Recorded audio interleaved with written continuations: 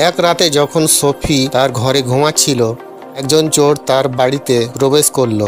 সে ঘুম থেকে উঠে চিৎকার করতে শুরু করলো। চোর চোর যা হাতের কাছে পেল সেটা ধরে নিয়ে পালিয়ে গেল। তিনি তৎক্ষণাৎ গোয়েন্দা মেহুলকে ডেকে এই ঘটনাটি বর্ণনা করেছিলেন। তিনি আরও উল্লেখ করেছিলেন যে তিনি চোরের একটি ছবি তুলতে পেরেছিলেন, তবে অন্ধকারের কারণে ছবিটি কালো হয়ে গেছে। মেহুল ছবির মতো 6 জনকে ধরেন। এই 6 জনের মধ্যে কে চোর?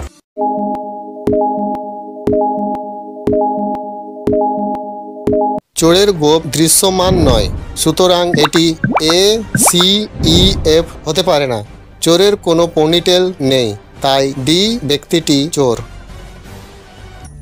যদি আপনি গল্পগুলো পছন্দ করেন তো দয়া করে লাইক, সাবস্ক্রাইব করুন আর বেল আইকনটি প্রেস করবেন।